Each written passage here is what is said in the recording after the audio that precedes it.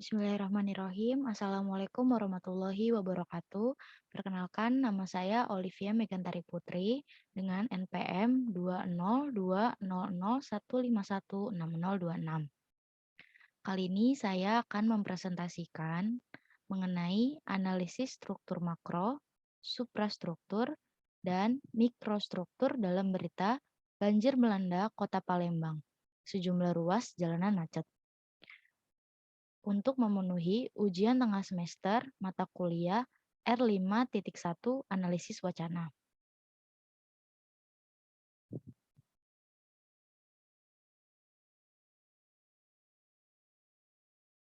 Pendahuluan. Informasi penyampaian peristiwa yang terjadi atau terkini disebut dengan berita.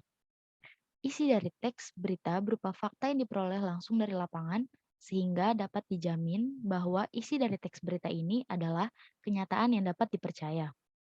Analisis wacana ialah suatu kajian yang meneliti atau menganalisis bahasa yang digunakan secara alamiah, baik dalam bentuk tulis maupun lisan.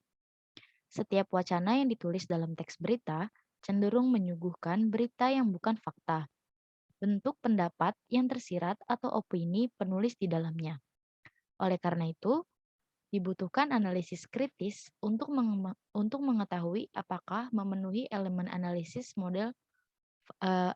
wacana model Van Dijk. Suatu wacana terdiri dari berbagai struktur atau tingkatan, yang masing-masing bagian saling berkaitan atau berkesinambungan dan mendukung satu sama lainnya. Meskipun terdiri atas berbagai struktur atau tingkatan, semua struktur atau tingkatan tersebut adalah satu kesatuan. Teori. Teori yang digunakan oleh peneliti adalah teori Van Dijk. Van Dijk mengatakan bahwa analisis wacana memiliki tujuan teoritis, sistematis, dan deskriptif, yaitu struktur dan wacana lisan tertulis dilihat sebagai objek tekstual dan praktek sosial budaya antara tindakan dan hubungan. Model yang digunakan oleh Ton A. Van Dijk biasa disebut dengan kognisi sosial diadopsi dari sebuah pendekatan lapangan psikologi sosial. Pada analisis teks, Van Dijk membagi menjadi 3 tingkatan, yaitu struktur makro, suprastruktur, dan struktur mikro. Metode.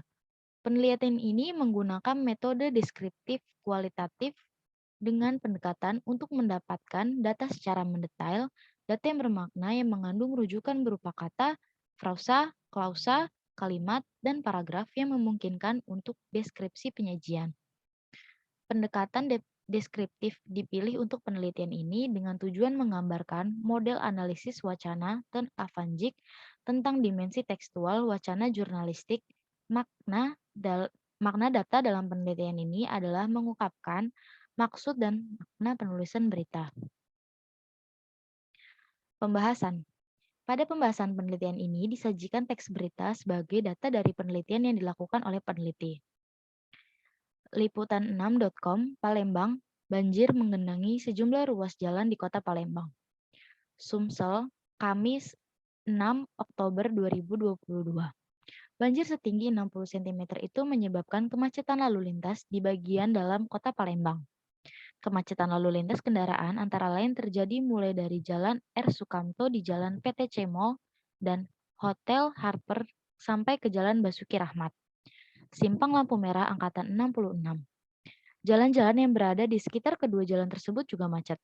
Kemacetan lalu lintas kendaraan diantaranya terjadi di ruas Jalan Rawasari, Jalan Seduduk Putih, Jalan Letjen Simanjuntak, Jalan Sekip, dan Jalan Kiai Haji Zainal Abidin Fikri, karena pengendara berusaha menghindari banjir.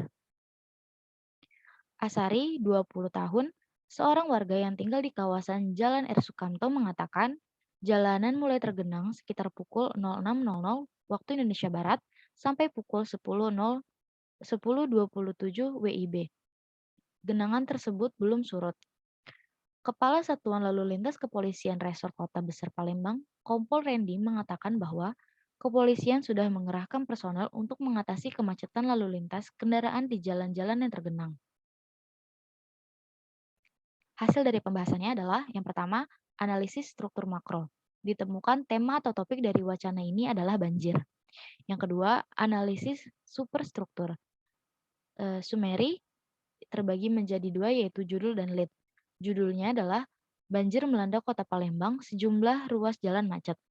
Lead, banjir setinggi 60 cm itu menyebabkan kemacetan lalu lintas di bagian dalam kota Palembang.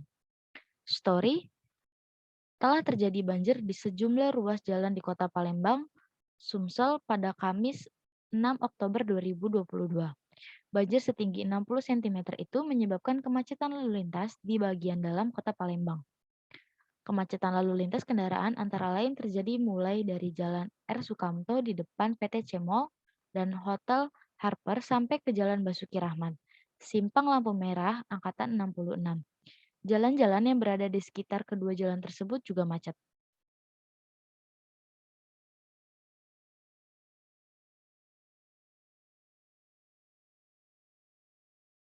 Komentar.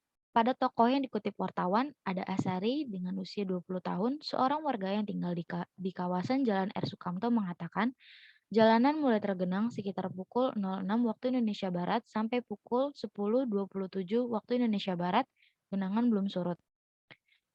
Kepala Satuan Lalu Lintas Kepolisian Resor Kota Besar Palembang Kompol Redi juga mengatakan bahwa kepolisian sudah mengerahkan personel untuk mengatasi kemacetan lalu lintas kendaraan di jalan-jalan yang tergenang.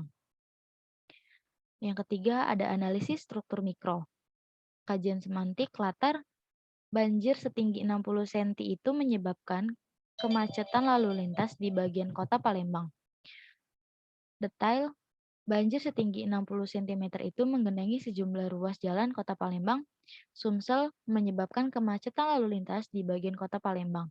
Kemacetan lalu lintas kendaraan antara lain terjadi di Jalan R. Sukamto di depan PT Cemol dan Hotel Harper sampai ke Jalan Basuki Rahmat dan jalan-jalan yang berada di sekitarnya. Maksud, Asari 20 tahun, seorang warga yang tinggal di kawasan Jalan R. Sukamto mengatakan jalanan mulai tergenang sekitar pukul 06 waktu Indonesia Barat sampai pukul 10.27 waktu Indonesia Barat, genangan belum surut. Peranggapan, kemacetan lalu lintas kendaraan di antaranya terjadi di ruas Jalan Rawasari, Jalan Seduduk Putih, Jalan Letjen Simanjutak, Jalan Skip, dan Jalan Kiai Haji Zainal Abidin Fikri karena pengendara berusaha menghindari banjir. Sintaksis, bentuk kalimat atau bentuk atau konstruksi sebab akibat. Pada teks berita di atas dapat terlihat penulis menggunakan kalimat pasif yang bertujuan untuk menyampaikan informasi dengan jelas. Hal ini terlihat pada kalimat Asari 20 tahun, seorang warga yang tinggal di kawasan Jalan R. Sukamto mengatakan jalanan mulai tergenang sekitar pukul 06 waktu Indonesia Barat sampai pukul 10.27 waktu Indonesia Barat, genangan belum surut.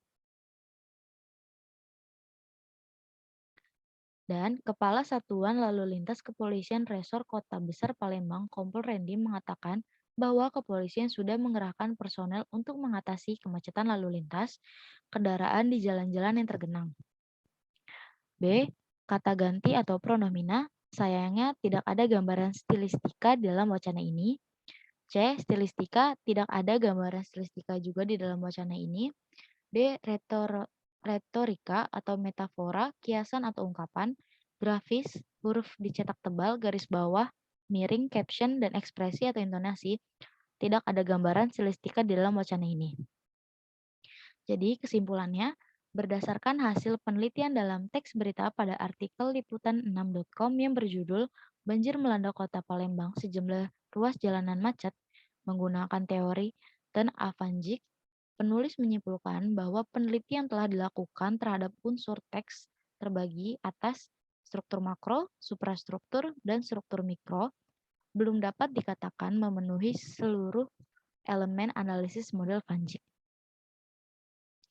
Sekian, kurang lebihnya mohon maaf atas presentasi yang saya sampaikan. Terima kasih. Wassalamualaikum warahmatullahi wabarakatuh.